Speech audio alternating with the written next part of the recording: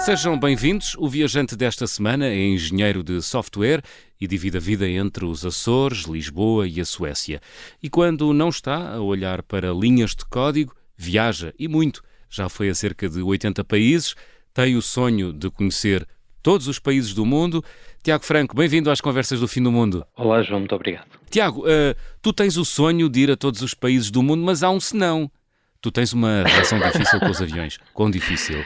Começas logo com a pergunta mais difícil e aquela que tem que ser respondida quase no divã. Sim, Anda, não deixamos para amanhã o que podemos fazer já hoje. Vamos embora. Eu tenho uma relação difícil com os aviões desde há 20 anos esta parte, embora viaje desde os 8 anos. Mas nos últimos 20 anos a coisa ficou um bocado difícil e então posso explicar mais ou menos o porquê. Tem a ver com o atentado das Torres Gêmeas e o facto de ter estado naquele sítio um ano antes do acontecimento. As imagens tiveram um impacto muito forte em mim e passei a ter algum problema com as alturas. Desde então... Com as alturas é vertigens ou é com aviões nas alturas? Com aviões e turbulência e estar a abanar num sítio em que eu não tenho controle.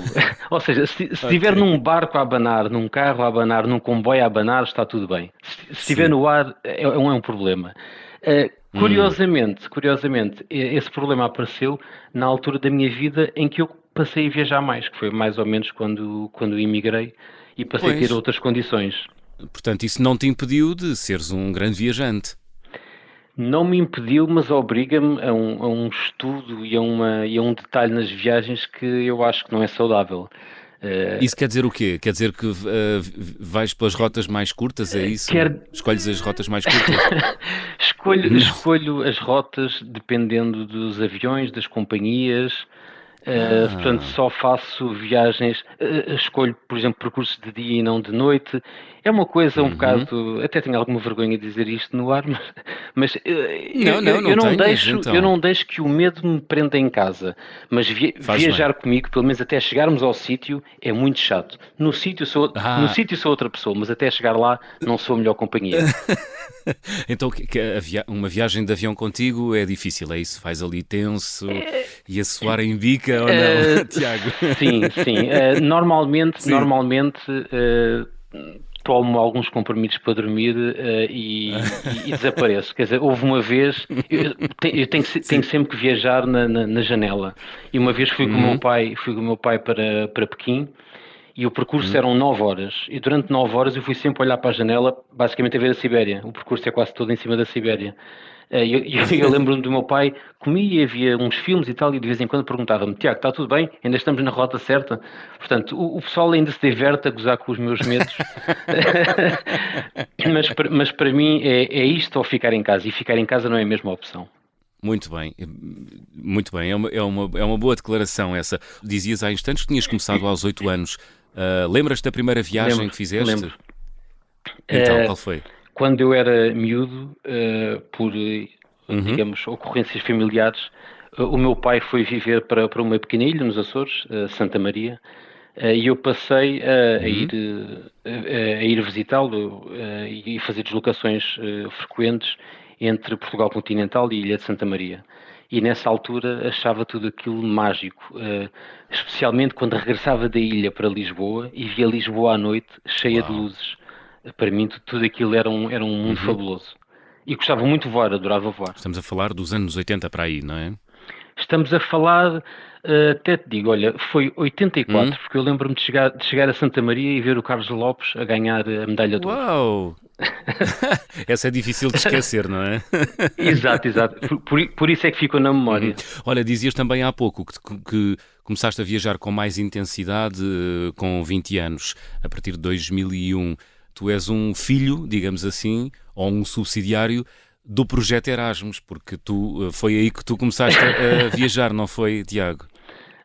Sim, eu quando estava no meu último ano de curso fui candidatei-me ao Erasmus, portanto aquele intercâmbio com universidades estrangeiras, e lembro-me que na altura havia 3 ou 4 opções e eu perguntei qual era a mais distante de Lisboa e era a Finlândia. Era a Finlândia, uma pequena cidade chamada Oulu, muito perto do Ártico.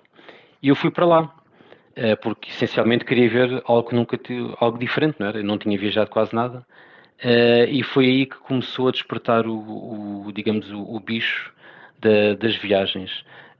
Por outro lado, o facto de ter estado nesta universidade abriu-me portas para os empregos que vieram a seguir, incluindo os que tive na Suécia. Portanto, as coisas acabaram por Tu, fize- encaixar. tu fizeste um semestre ou Fiz, dois fiz um semestres na semestre Finlândia? no período de Um verão, semestre. em que portanto, estava sempre sol, não é? Nunca havia Hum. a noite, e isso foi muito engraçado. Também foi uma experiência engraçada para mim. Nunca tinha visto. Portanto, fizeste o segundo semestre, Exatamente. o segundo semestre, portanto, aí de fevereiro, mais ou menos, até junho, Sim, não é? exato. E foi aí que tudo começou.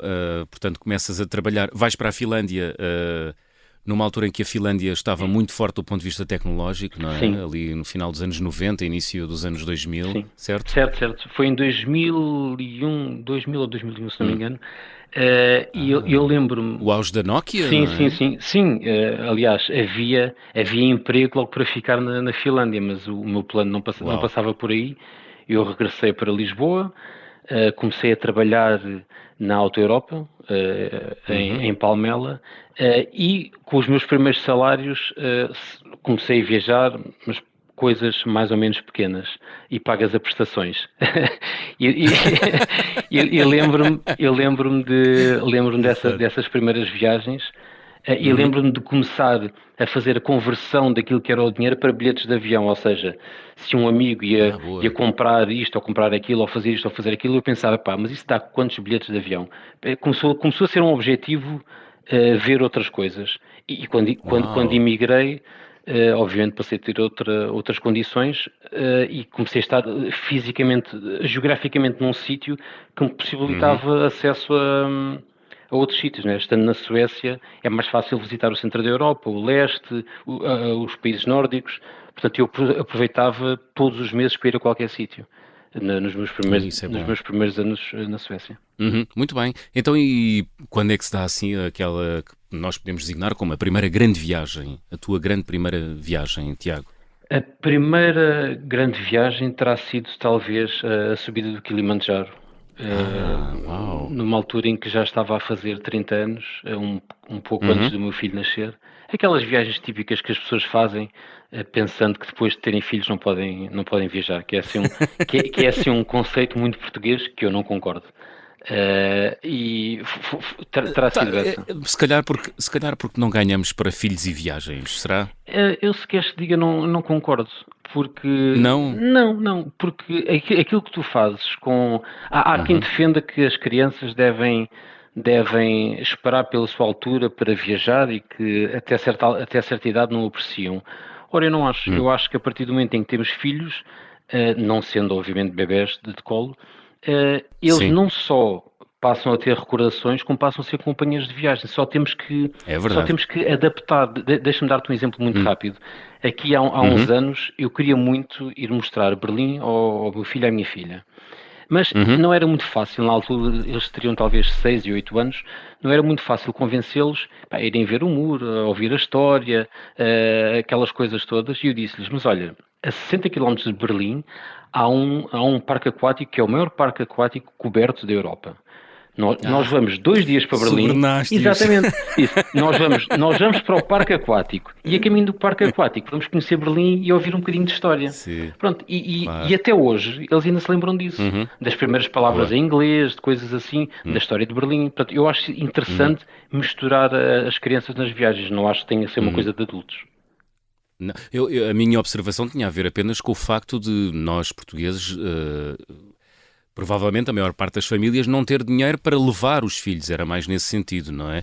Para um sueco, um salário sueco dá para mais, não é? Eu concordaria antes do período das low cost, mas a partir do momento em que existem low costs, por exemplo, com voos a 20 euros entre Lisboa e o País Basco, não é assim tão caro, eu acho. É mais barato do que chegar ao Algarve.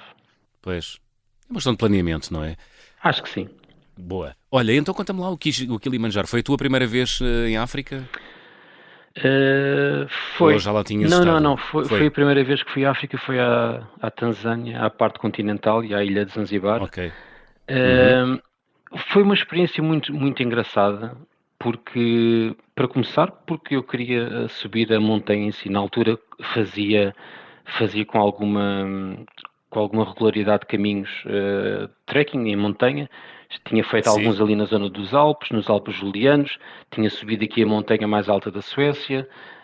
Pronto, e queria experimentar o Kilimanjaro.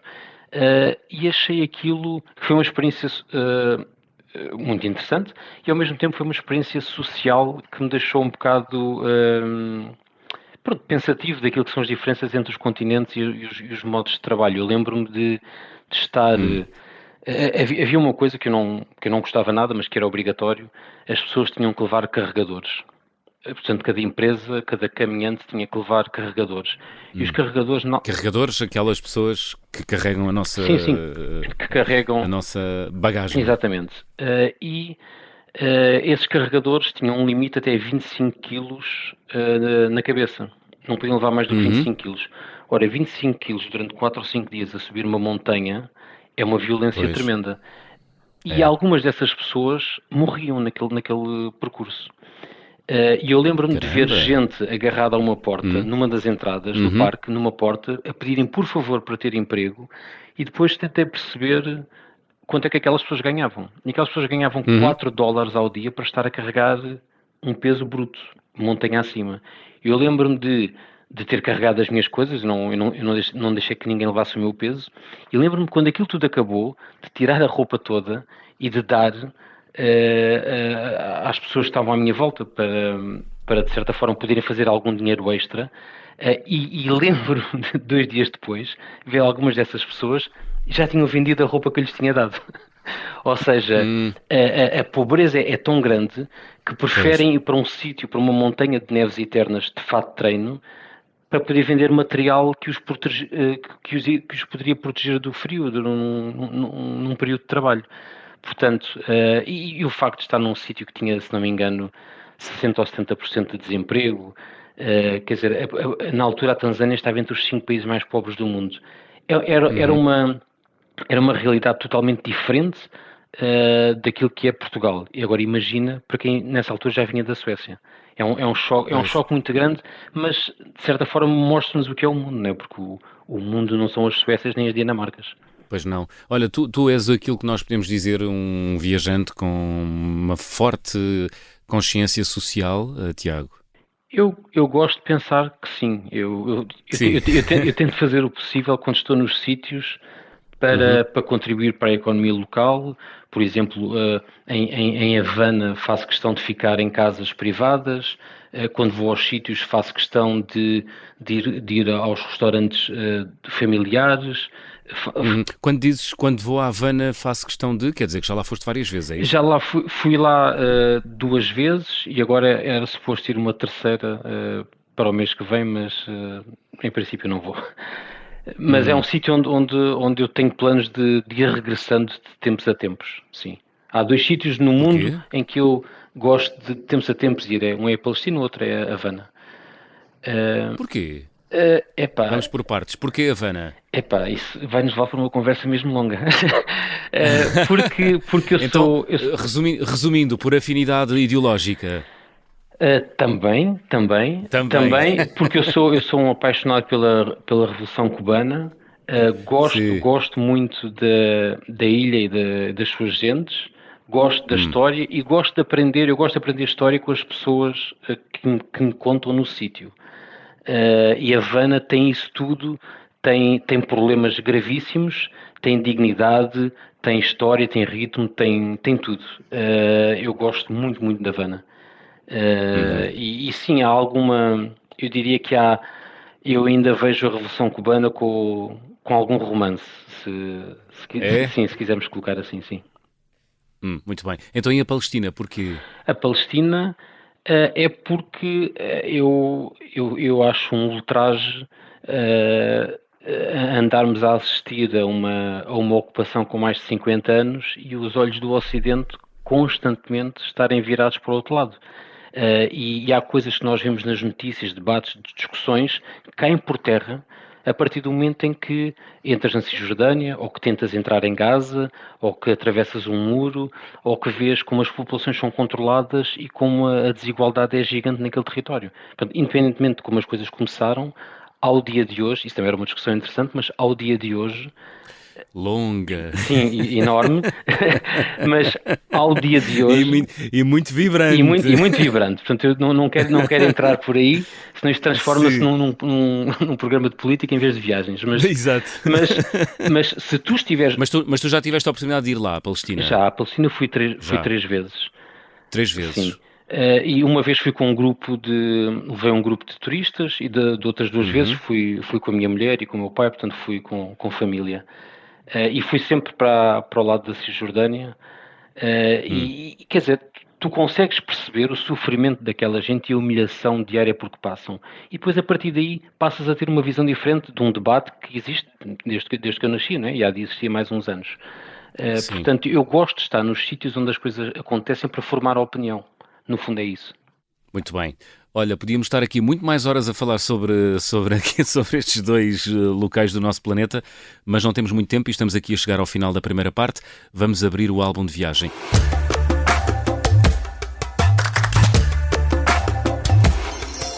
Tiago Franco, guardas em casa algum objeto que tenhas trazido das tuas viagens e que seja especial? Partilha connosco. Eu devo dizer-te que eu não sou muito de objetos. Eu sou muito pouco consumista e eu gosto acima de tudo das recordações, das imagens e das memórias. Mas, por acaso, há aqui um objeto que eu tenho, e estou com ele na mão e tudo agora, que é um carro de lata feito em Havana, e eu achei piada porque a lata é da Coca-Cola. Ou seja, no meio do embargo, conseguiram arranjar uma lata de Coca-Cola para fazer um carro. E eu achei isto delicioso. Muito bem. Foi-te oferecido? Compraste? Comprei. Porque é habitual as crianças fazerem esse tipo de artesanato para ganhar dinheiro. Sim, claro. Muito bem. Estamos à conversa com o engenheiro de software Tiago Franco, o viajante desta semana. Curta pausa na conversa do Fim do Mundo. Regressamos já a seguir.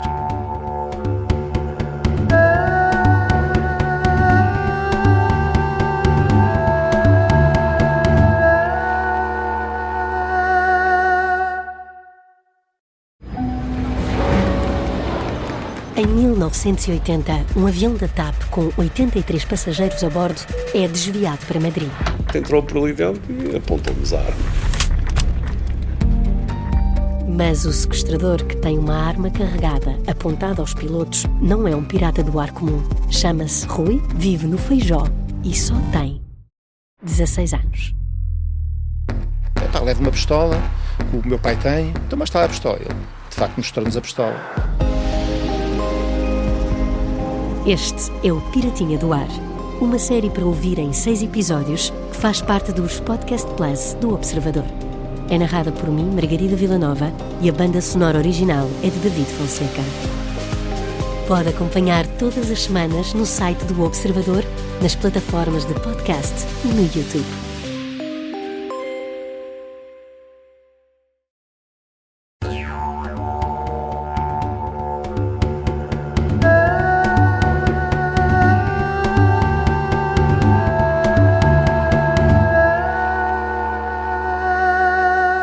Segunda parte das conversas do Fim do Mundo, esta semana com o engenheiro de software Tiago Franco, que divide a vida entre os Açores, Lisboa e a Suécia. Na primeira parte, o Tiago já teve a oportunidade de nos explicar como é que nasceu o bichinho pelas viagens. O Tiago já esteve em cerca de 80 países. Tem uma paixão enorme por Cuba e também pela região da Palestina. Em Cuba, Tiago... rasgaste os tendões? O que é que aconteceu? Onde é que andaste a meter a mão? A mão ou o pé? Que tendões é que rasgaste? Como é que foi isso? Isso é uma história um bocado deprimente. Eu levei a Cuba um grupo de turistas de uma pequena empresa que nós temos que organiza viagens. Nós levámos um grupo a Cuba. E no primeiro dia, foi um dia de cheias, e as ruas de Havana, em Havana Central, portanto a parte não turística, estava toda esburacada e com a água não se conseguia ver os buracos. Uma das viajantes enfiou um pé num buraco e partiu um pé. Ai. E eu tentei que ela usasse o seguro, voltasse para casa, pronto, que a viagem dela terminasse ali, mas nós Sim. tínhamos acabado de chegar à Havana e íamos fazer metade da ilha de Cuba. E eu disse-lhe, pá, por uma questão de educação, né, eu disse, olha, se fosse necessário, eu até te carregava para os sítios, mas acho que não vai ser muito confortável para ti. E ela disse, não há problema nenhum, se me puderes carregar eu agradeço. Portanto, eu andei durante. Ela até me disse. Arrependeste logo na hora de oferecer ajuda. Arrependi, porque esta senhora disse que só pesava 53 quilos e eu não quis ser deselegante, mas ela não pesava 53 quilos. Então, eu lembro-me de estar com ela às costas de Havana até Trinidad, Santa Clara, Caios. Portanto, andámos cerca de 500 e tal quilómetros e sempre que saímos dos carros eu andava com ela às costas. No último dia, Não conseguiste arranjar uma cadeira de rodas para a senhora? Digamos que Cuba não está propriamente feita para andar de cadeira de rodas. Ok. Eu lembro que no último dia nós parámos em Santa Clara, que era uma cidade importante porque era onde a coluna do Che Guevara era a cidade libertada pela coluna do Che Guevara na Revolução. Parámos ali, fomos ao museu. E no último momento em que eu ia metê-la, eu andava sempre com a senhora como se fosse uma bilha de gás, assim nos ombros. No último momento que eu fui meter aos ombros, rasguei uns tendões assim aqui na zona das costas e não me consegui mexer mais. Mas consegui que ela ainda entrasse no carro. Portanto, a viagem de facto terminou para ela, fizemos o serviço até ao fim, ela ficou muito contente, mas eu depois não mexi mais durante umas semanas. E coitado, caramba, e tiveste que receber assistência hospitalar em Cuba, não? Sim, recebi assistência, mas quer dizer, não há muito a fazer, né? É basicamente estar quieto e não mexer muito. Pois, e repouso. Depois passou. Depois passou, sim. Isso é que é, muito bem. Então, e na Costa Rica, o que é que aconteceu? Partiste uma costela, Tiago? Não foi a carregar uma turista, pois não? Não. Então. Aí fui descer um rio com a minha mulher e um casal de amigos num barco que tinha um quinto ocupante, que era um americano. E num daqueles rápidos, o barco deu um salto tão grande, nós caímos em cima uns dos outros e o americano, digamos, espetou com o joelho nas minhas costelas. E eu, a partir daí, quase fiquei sem respirar. No fim desse dia, fui a uma clínica privada lá, sei lá, no meio de sítio nenhum, na Costa Rica, e tinha uma máquina de raio-x tão velha, que eles tiraram 3 vezes um raio-x e 3 vezes mostraram-me o raio-x. Estava tudo preto, não se via nada. Eles disseram assim, está ótimo, não partiu nada. Mas não se via nada. Não se via absolutamente nada, e eu passei os outros dias a andar, não consegui fazer muito mais, mas sempre que me deslocava, chorava de dores, por exemplo, para andar de barco, para andar nas estradas cheias de buracos, aquilo foi um sofrimento. Foi difícil essa. Depois imagino. E quanto tempo é que durou a sarar essa costela partida? Algumas semanas, não é? Ainda foi algumas semanas. Portanto, eu nunca parti, não sei, não faço a mínima ideia qual é que deve ser, mas deve ser uma sensação de aperto imensa no peito, não é? É uma sensação muito chata. Posso dizer que nos dias seguintes nós fomos de barco para Bocas del Toro, que é um arquipélago ali no Panamá, e a viagem de barco eu ia a chorar. só com as batidas do barco eu tentava disfarçar as lágrimas, tinha umas dores horríveis. Mas pronto, mas valeu a pena. Bocas del Toro era muito, muito bonito, valeu a pena. Muito bem. Olha, Tiago, tu já levas mais de 80 países, já foste a 80 países. Como é que tu preparas as tuas viagens? És um viajante minucioso ou és daqueles que aterra nos sítios e depois logo se vê? Já fui minucioso, já preparei as coisas. Já foste minucioso? Já fui. Hoje em dia não.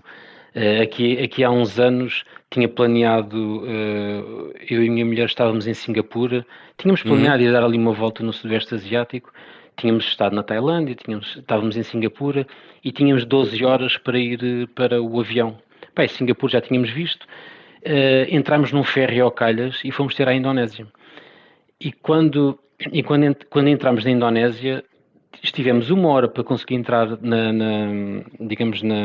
na zona do passaporte, porque a senhora não acreditava. Ela disse, o que é que vocês vêm aqui fazer? Nós dissemos, nós só viemos aqui almoçar e a seguir vamos voltar para Singapura para apanhar o avião. E ela, não acredito. Quem é que vem aqui e paga um visto de entrada só para vir almoçar? E aquilo era um sítio que não tinha grande interesse, mas nós só queríamos ver uma coisa diferente, já que estávamos ali com 12 horas. Portanto, hoje em dia gosto muito de fazer as coisas no improviso. Antigamente não era assim. Pois, valeu o almoço ou não? Valeu a pena? O almoço valeu a pena, eu gostei. O sítio não era assim muito giro, mas o almoço valeu a pena. Foi uma experiência engraçada. Ainda te lembras do que é que comeste ou já passou um tempo? Lembro-me, era tudo na base da galinha, uns molhos extremamente picantes e tenho uma fotografia da minha mulher a olhar para aquilo com uma cara muito estranha. Mas eu comi e soube-me bem. Mas iam já com ela fisgada, como se costuma dizer, já iam para comer especificamente naquele sítio? Ou... Não. Nós entramos, não fazíamos a mínima ideia onde estávamos e reparámos que havia pessoas como trilhador à porta de bancos. Portanto, se calhar devemos ter, não sei se entramos na amadora lá do sítio, mas não, quer dizer, entramos na primeira porta que apareceu aberta porque o sítio não era assim um sítio muito agradável, digamos. Olha, tu és engenheiro de software. Singapura exercerá sobre ti algum fascínio acrescido, Tiago? Porque é uma cidade super high-tech, não é? Sim, houve em tempos que já lá vão, eu achei que essa poderia ser uma porta de entrada muito interessante para a Ásia, mas depois acabei por ficar pelos países nórdicos. Mas sim, é um país, uma cidade-país, onde eu gostaria de viver, sem problema nenhum. Sim. Porquê? Porque, para começar, porque é primeiríssimo mundo.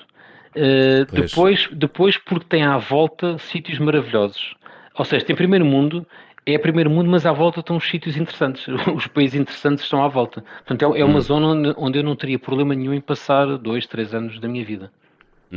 É uma cidade, vi algures, que é super orientada para as pessoas, não é? Apesar de ter muitos arranha-céus, todos os centímetros quadrados daquela cidade são aproveitados até ao limite, não é? Sim, tem com jardins, com banquinhos, com sombras, exato. com não sei o quê, com carregadores solares e sei lá, Tem que ser, incrível. Mas tem que ser porque o espaço é muito pequeno, portanto não há outra hipótese. É um bocado como a história do Japão, que a maior parte do território da ilha é verde, portanto tem que construir em altura para encaixar as pessoas todas. Singapura é assim, mas ainda é mais pequeno, porque é uma pequena cidade apenas. Japão, onde também já estiveste? Estive com um grupo também, a levar também grupo. Também há esse fascínio pelo lado tecnológico do país, ou não exerce sobre ti? Nesse caso é mais a sociedade japonesa, a parte histórica. Eu gostei muito de visitar o Japão, achei o país extremamente interessante, mas não é um sítio onde eu gostasse de viver ou trabalhar. Não. No Japão? Não. Porquê? Porque... muita gente? Não é só o facto de ser muita gente, é uma organização extrema. Apesar de tudo, no fim das contas, eu ainda sou um latino, não é? Eu preciso sempre de um pequeno caos para me orientar. Isso é uma característica muito portuguesa. É difícil explicar às pessoas, não é? É difícil explicar. O quão fascinante às vezes o caos é. Exatamente. Ou como é que uma pessoa se orienta no caos. Eu sou um bocado assim. Portanto, adorei o Japão e não me importo lá voltar, mas para viver não era um sítio onde eu gostasse de viver, não. Eu queria fazer-te esta pergunta no final da conversa, mas aproveito para fazer já. Tu vives na Suécia já há algum tempo. Neste momento divides a tua vida entre a Suécia, os Açores e Lisboa. Quais são as grandes diferenças, Tiago, entre viver na Suécia, que é um país que paga bem, que tem uma boa organização social, económica e política, e um país como Portugal, que vive aqui, acantonado no cantinho da Europa? A diferença é esta. Se viveres num país nórdico, tens tudo aquilo que podes sonhar do ponto de vista de saúde, educação e organização social e até de apoio social. Portanto, toda a parte da organização existe, mas depois tudo aquilo que tem a ver com o calor humano não existe. Portanto, para quem gosta de espontaneidade, de coisas decididas no minuto, do sol, de pessoas que não precisam de muito tempo para dar um abraço, de coisas simples da vida no contacto uns com os outros, o sítio para estar, obviamente, é Portugal ou os países do Sul. Se quiser apenas estar sozinho ou viver no núcleo familiar e ter um bom trabalho, organização social e uma vida que se resolve por telefone e pela internet, percebes? Sem papéis, sem nada, então a Suécia é o sítio certo. E com a vantagem de não teres preocupações com as escolas das crianças ou com os hospitais, pronto, é tudo gratuito. Gratuito, quer dizer, é pago pelos impostos. Isso essa diferença. Que são altos aí também, não é? Os impostos são altos, mas a utilização dos impostos é correta. Ou seja, uma criança que estuda aqui, que entra na creche até o dia que sai da universidade, os pais nunca pagam nada. É dinheiro dos impostos, pagam os impostos e a partir daí o dinheiro é direcionado para os sítios certos. É esta a grande diferença, eu diria. Muito bem. Olha, explica-me lá, uma vez foste a Copenhaga e à tua vizinha Dinamarca deixar um dos teus filhos e acabaste a milhares de quilómetros dali. O que é que aconteceu? Perdeste? Não, fomos levar a minha filha a Copenhaga para ela apanhar o avião para ir para os Açores, estar com parte da família. Porque há voo direto, não é? Voo direto para Lisboa e daí para os Açores. E então não nos apeteceu voltar para Gotemburgo, que era a cidade onde vivíamos na altura, cerca de 300 km a norte. E decidimos ir andando. Fomos andando para sul. Depois, quando chegámos à Polónia, não nos apeteceu ficar na Polónia, virámos para leste. E fomos andando e de repente estávamos na Ucrânia e demos com uma cidade chamada Lviv, na costa, portanto, na parte oeste, que tem uma ginja muito boa. Eu não sabia que Uma ginja? Então, mas espera, já me falas da ginja. Isso foi já depois do início do conflito armado entre a Ucrânia e a Rússia? Ou não. Foi antes? Foi antes. Eu diria que Lviv hoje em dia não é um bom sítio para ir beber ginja. Não, foi antes do conflito armado. Foi antes. Então, bebe-se ginja em Lviv, é isso na Ucrânia? Bebia-se pelo menos ginja em Lviv e era bem boa, digo-te. Era bem boa, deu para matar as saudades de Portugal. E lá perguntam com elas ou sem elas? Não. Não, isso não. Era mesmo sem elas, mas eram ótimas. Muito bem. Olha, há muito mais histórias para contar sobre as tuas viagens, Tiago, mas isto o tempo, como sabes, voa. Vamos fazer check-out? Vamos a isso. Vou pedir-te para completares as habituais frases. Então a primeira é: na minha mala vai sempre um computador para trabalhar remoto e óculos de mergulho. Óculos de mergulho, então? Porque a forma que eu melhor encontrei de descansar é meter a cabeça debaixo d'água e ver peixes. Portanto, eu gosto muito de ter sempre os óculos à mão. Mesmo quando vais viajar para sítios onde não há mar ou... Eu nos últimos anos tento sempre ir para sítios de mar. Boa. Ando então atrás já conheces alguns recantos deste nosso planeta, é isso? Sim, eu normalmente vou atrás dos sítios de mar e procuro sempre, e neste momento também sítios de sol. Estou um bocado farto do frio, como podes imaginar. porque vives na Suécia. Está a nevar aí, não é? Está a nevar e está um frio que não se pode. Anda bem para aqui depressa. Olha, a viagem com mais peripécias que realizei até hoje. Talvez a da Costa Rica, porque aquilo da costela partida foi uma chatice, e também o facto de todas as refeições terem arroz e feijão, também deu cabo de mim. Foi. Engordaste antes na Costa Rica. Engordar. Ok, vamos chegar por aqui. O carimbo de passaporte ou o visto mais difícil de obter? Qual foi? Talvez a primeira vez que fui à Índia. Tive que fazer 1000 km para conseguir o visto e tive que preencher uma coisa muito chata que até tinha informações do meu pai e da minha mãe. Eles pedem isso? Sim, era uma coisa muito chata mesmo. E ainda por cima há 1000 km de casa para ir arranjar. Pois, a recordação de viagem é mais cara? Olha, recordações, como te digo, as recordações para mim não são propriamente objetos físicos, mas a maior extravagância talvez tenha sido uma noite com a família num hotel chamado Atlantis, numa ilha artificial do Dubai, que tem um dos maiores parques aquáticos do mundo. Lá está. Aquela coisa de comprar os miúdos com os parques aquáticos e depois ver umas coisas que eu queria. Valeu a pena? Valeu cada dólar que pagaste?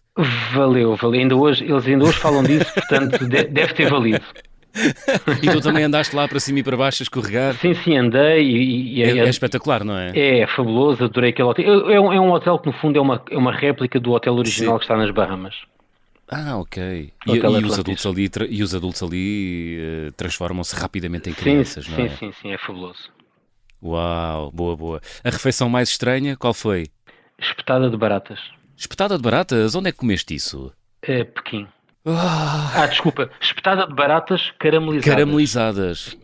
Estavam caramelizadas. Portanto, estavam mortas. E tu sabias o que ias? Não... Sabias que era mesmo barata? Sim, via-se a barata. Que horror. Dei só uma dentada e não consegui. Olha, gostava de viajar com? Aqui vou dizer a minha mulher. É a minha companhia muito ideal para bem. tudo. Bonita declaração de amor. É sueca ou é portuguesa? É portuguesa e açoriana. E açoriana. Portuguesa dos Açores. Portuguesa dos Açores. Muito bem. Já estão juntos há muito tempo? Sim, já há alguns anos. Boa. Muito bem. Tiago, chegámos ao fim. Qual foi a música que escolheste para fechar a conversa do Fim do Mundo esta semana? Olha, a música que eu escolhi foi a Garota de Ipanema, por duas razões. Primeiro porque quando era miúdo passava muita bossa nova lá em casa, e depois porque quando visitei o Rio de Janeiro e vi aqueles cenários, eu sou daquela geração que cresceu com as novelas, não é? As novelas da Globo. Quando vi aqueles cenários, aquelas avenidas que já estava farto de ver nas novelas, costumava passear nas avenidas e ir cantando esta canção, porque se encaixa ali com uma luva. Portanto, essa é a minha escolha, Garota de Ipanema, de Tom Jobim. Muito bem. Tiago Franco, foi um gosto, obrigado. Foi um prazer, obrigado. Obrigado. Garota de Ipanema, música de Tom Jobim, a fechar a conversa do Fim do Mundo desta semana. Já sabem, sejam bons e boas viagens. Porque estou tão sozinho. Porque tudo é tão triste. Beleza que existe, a beleza que não é só minha, que também passa sozinha. Se ela soubesse que quando ela passa, o mundo inteirinho se enche de graça e fica mais lindo por causa do amor, por causa do amor, por causa do amor.